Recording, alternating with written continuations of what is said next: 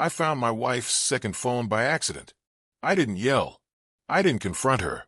I cloned it. And for 30 days, I read everything. Folks, Uncle Mickle here. I'm not proud of how calm I stayed, but I am proud of how honest I'm about to be with you. This isn't a story about rage, or shouting matches, or flying plates. This is about patience. About watching the truth unfold one quiet notification at a time. And about what happens when a man finally decides he's done being fooled. Now let me pull you back for a second, before all of that. Back to a Tuesday afternoon in late October. The kind of day that doesn't announce itself. Gray sky. Leaves stuck to the sidewalk like wet paper. I just come home early from work because my knee was acting up again. The kind of ache you earn after 40 years of lifting, fixing, and pretending your body's invincible. The house was quiet.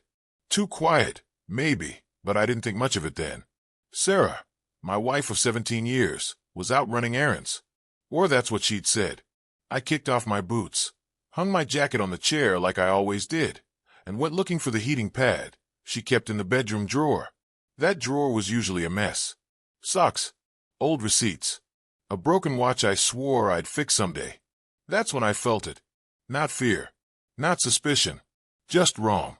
My fingers brushed against something smooth and cold, tucked beneath a folded sweater. Not a wallet. Too thin. Not keys. Too light. I pulled it out without thinking. A phone. Not her phone.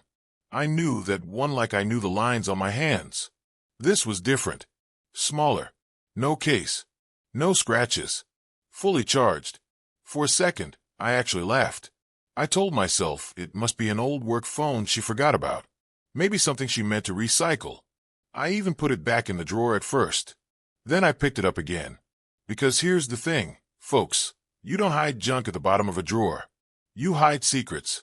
I stood there longer than I care to admit. Just holding it. Feeling my heartbeat in my ears. My mind doing what minds do best when they're scared. Making excuses faster than facts can catch up. I didn't unlock it. Not then.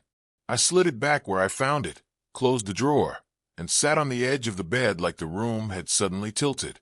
The house felt different after that.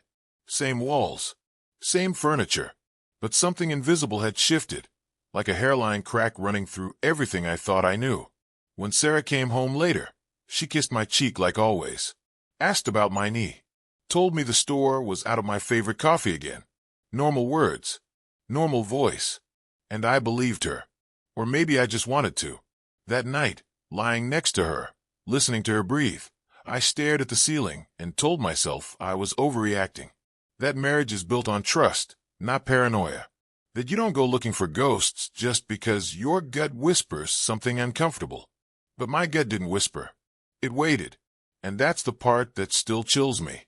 How patient instinct can be when it knows the truth will surface eventually. Now, let me ask you something before I go any further.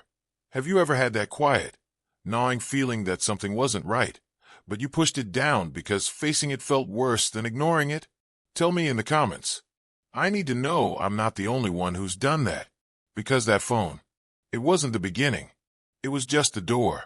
Before that phone ever entered my thoughts, life was steady. Not exciting, not perfect, but solid in the way a good pair of boots are solid. Worn in. Reliable. Familiar enough that you stop thinking about them until something rubs wrong. Sarah and I had built a quiet rhythm over the years. Morning coffee at the same chipped mugs. She liked hers sweet. I liked mine strong enough to wake the dead. We didn't talk much before 9 a.m., and that suited us just fine.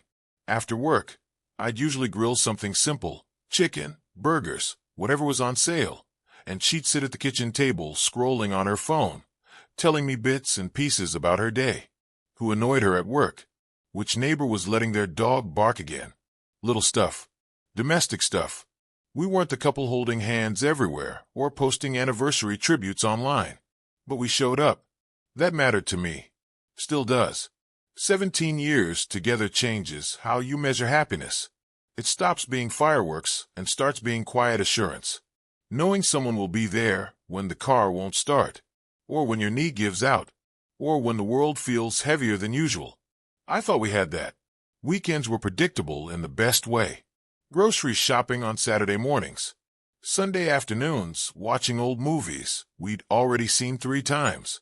Sometimes she'd rest her feet on my lap while we watched, and I'd rub her ankles, without even realizing I was doing it. Muscle memory. Love memory. And yet, looking back now, there were gaps. Tiny ones. The kind you don't notice until water starts leaking through. Sarah had gotten more private with her phone over the last year. Nothing dramatic, just small habits. Turning the screen face down when she set it on the counter. Stepping outside to take calls that used to happen right in front of me. Locking the bathroom door when she showered, which she never used to do. I noticed. Of course I did. But I told myself it was normal. People change. Jobs get stressful. Everyone deserves a little privacy.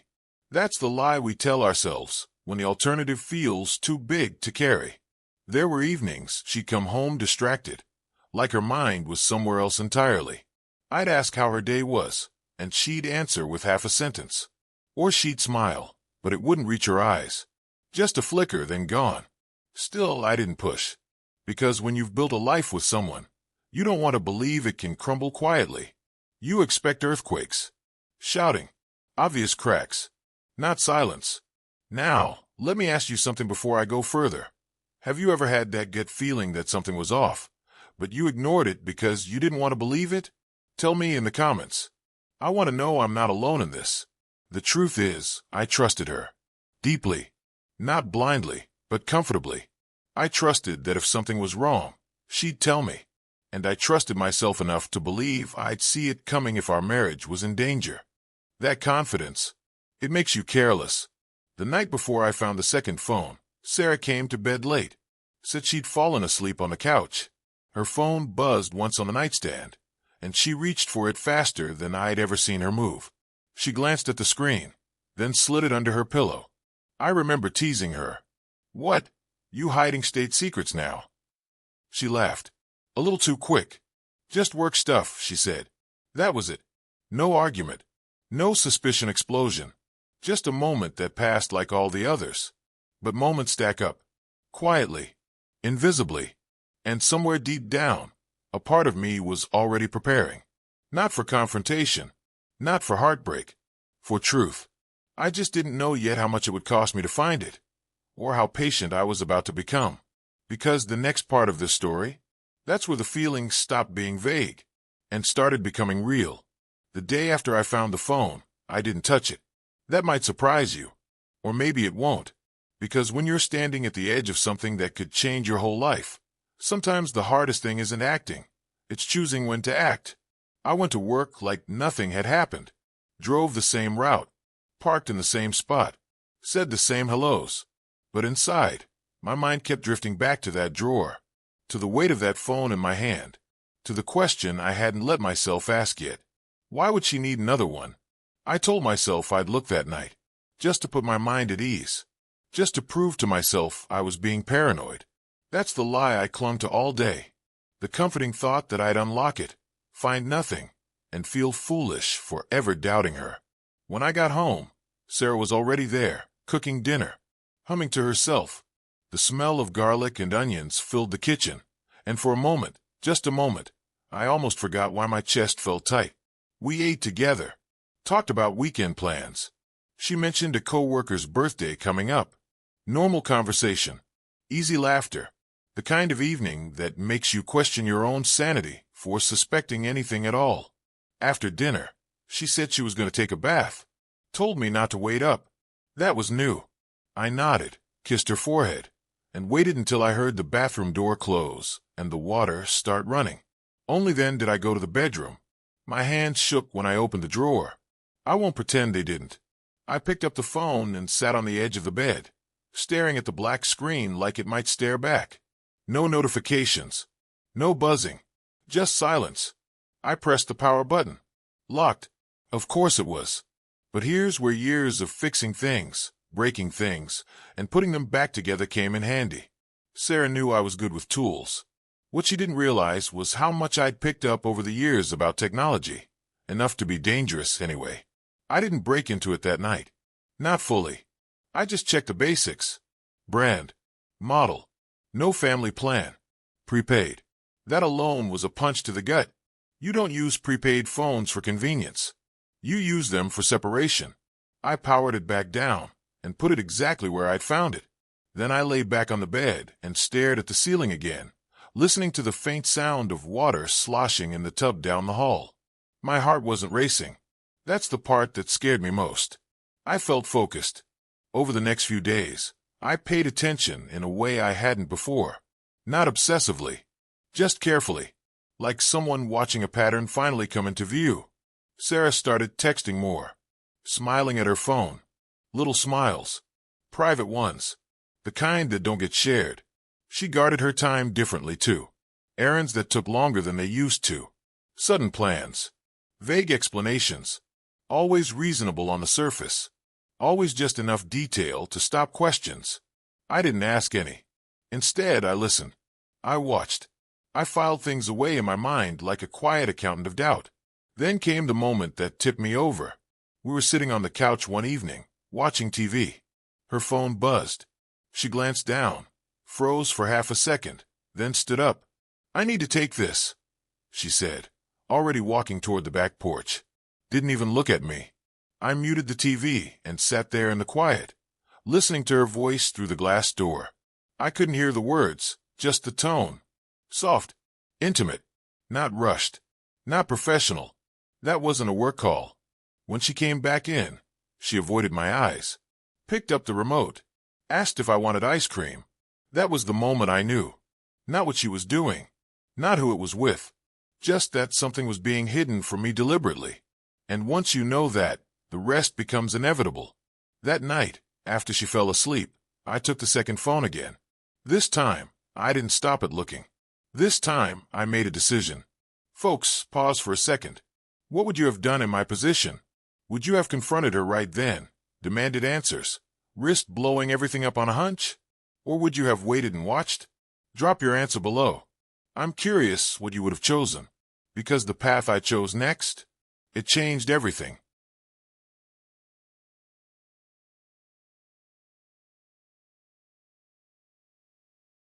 I didn't sleep that night. Not really.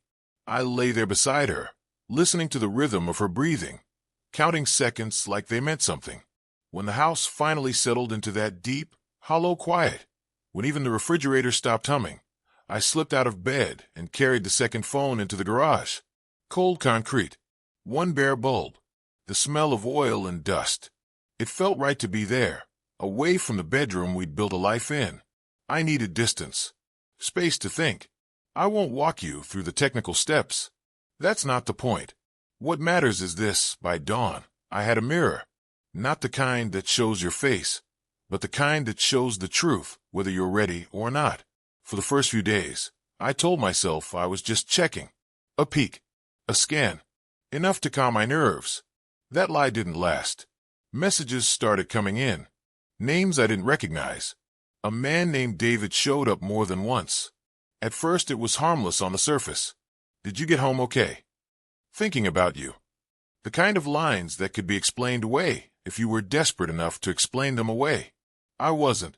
As days passed, the tone shifted. Words got bolder, more familiar. Late-night messages, early morning check-ins, calls that lasted longer than any call she'd ever made to me during work hours. Then came the photos. Nothing explicit at first. Just her smile, that smile.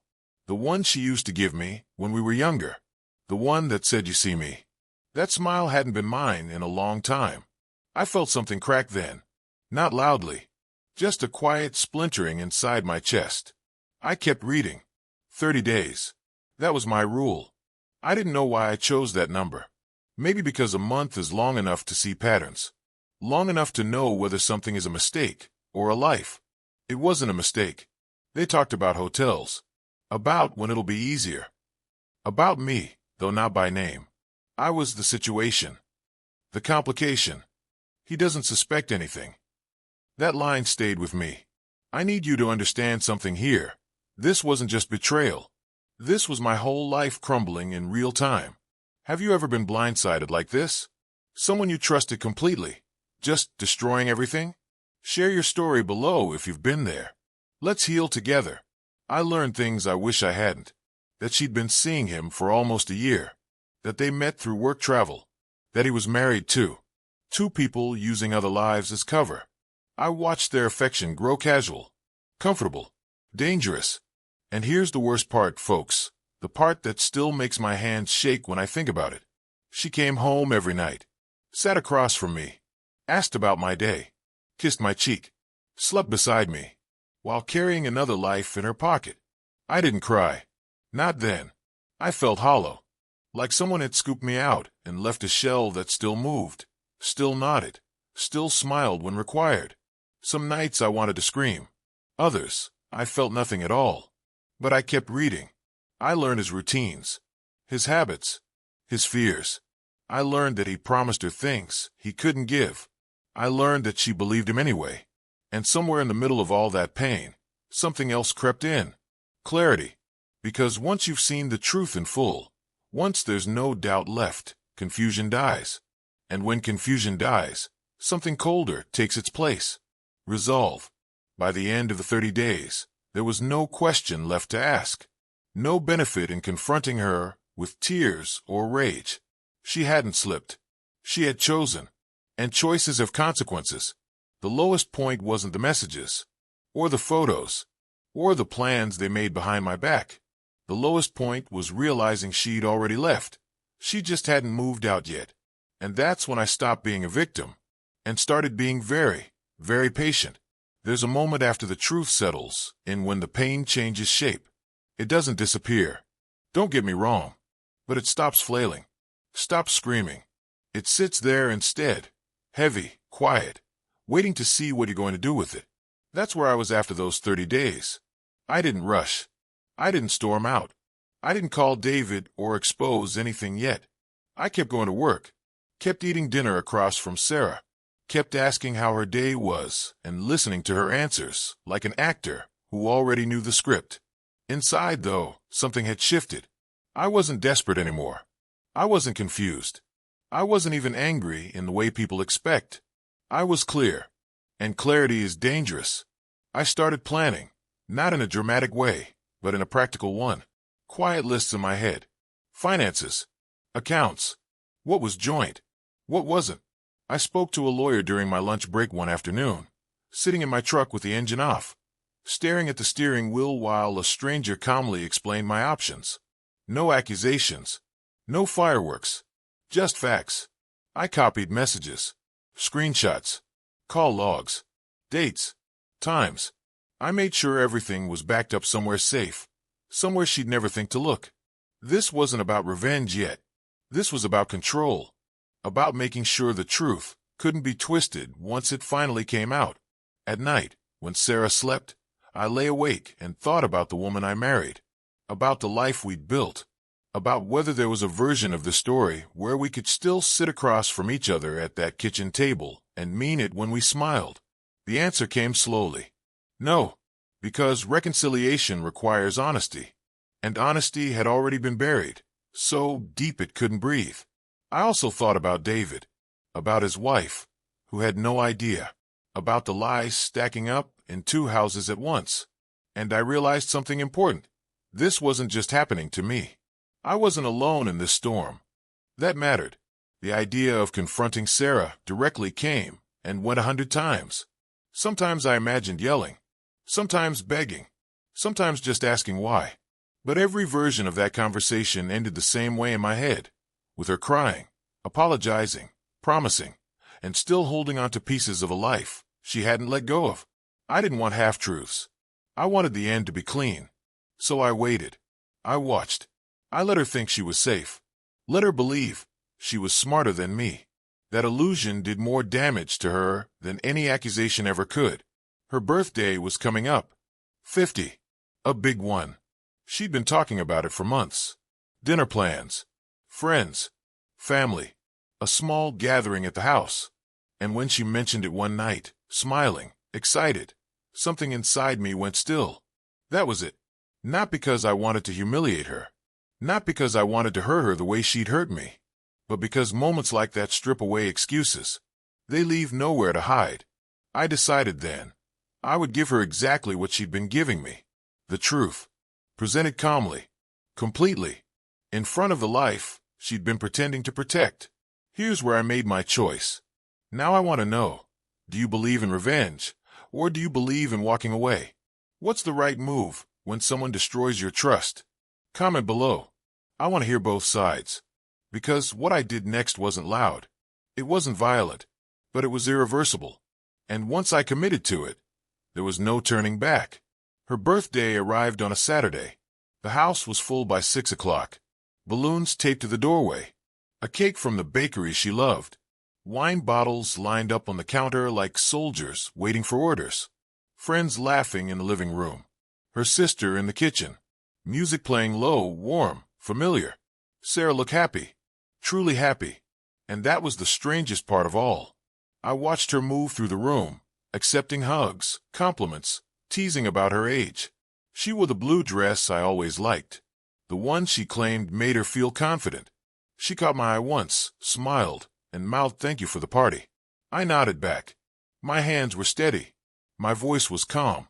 If you didn't know me, you'd think I was just another husband proud of his wife, enjoying the night. But inside, everything had gone silent. After dinner, when the plates were cleared and the cake set waiting on the table, I tapped my glass lightly with a fork. Just once. The room quieted. People turned toward me, smiling, expecting a toast. Sarah looked up at me, eyes bright, trusting. I stood. I just want to say a few words, I said. My voice didn't shake. That surprised even me. 50 years is a big milestone. And Sarah's always been someone who values honesty, transparency, living fully. A few nods. A couple laughs. She believes in not hiding who you are, I continued. In being seen. Her smile faltered. Just a hair. So tonight, I said, reaching into my pocket, I want to give her something that represents the truth of the last year. I placed the phone on the table. The room didn't react at first. No one knew what it was. Just a phone. Plain. Unremarkable. Sarah did. Color drained from her face, so fast it was like watching a light shut off. What's that? She asked. Too quickly. I didn't answer her. I looked around the room instead. At friends. Family. People who loved her. People who believed in the version of her she showed them. For 30 days, I said. I read every message. Every call. Every plan made in secret. Murmurs started. Confusion. Unease. Sarah stood up. Mickle, stop, she whispered. I met her eyes. No. I tapped the screen. Messages lit up. Names. Dates. Words that didn't belong in a marriage. I didn't read them aloud. I didn't have to.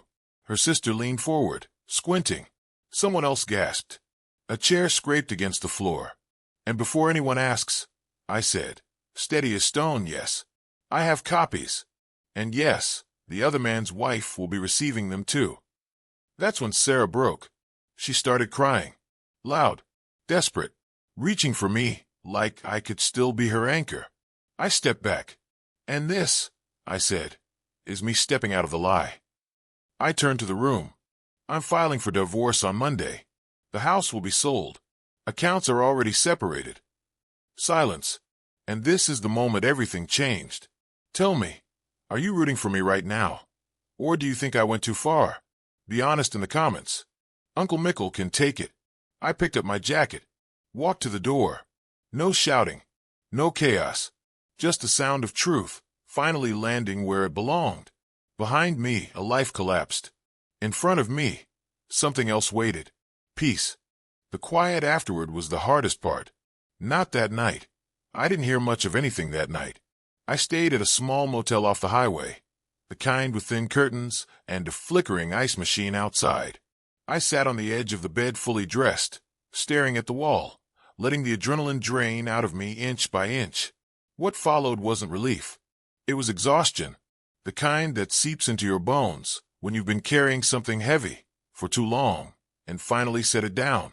The next few weeks passed slowly. Paperwork, meetings, conversations I didn't want to have, but needed to finish. The house went on the market. Friends chose sides, or pretended not to. Some reached out quietly. Others disappeared completely. Sarah tried to talk to me. More than once. Apologies.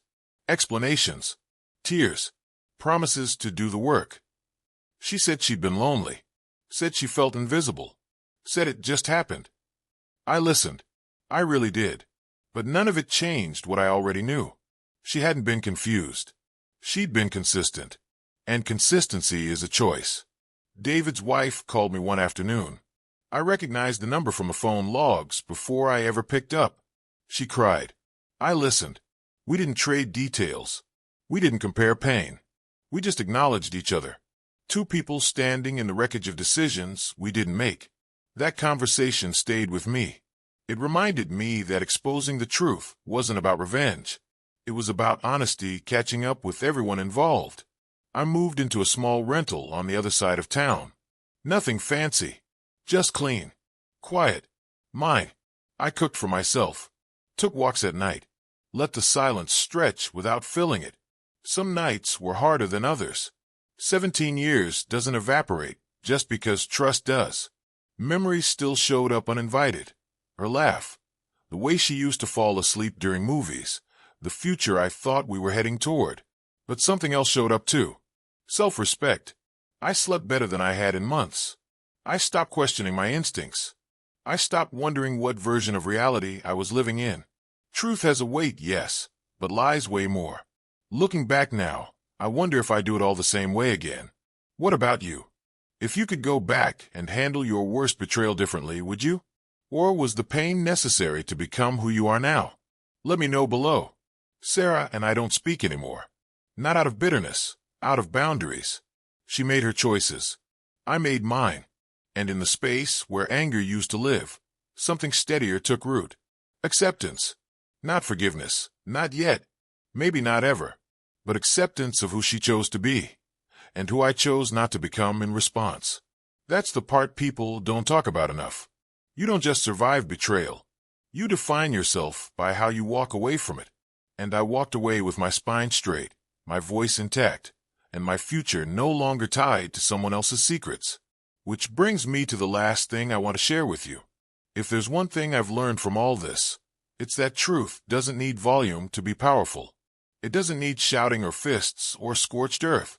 Sometimes the most devastating thing you can do is stay calm, stay clear, and refuse to carry someone else's lies any longer. I didn't expose Sarah to punish her. I exposed the truth because lies thrive in darkness, and I was done living in it. Now, before I go, I want to ask you one last thing, and I really want you to think about it. So here's my final question for you, and I truly want to hear your thoughts.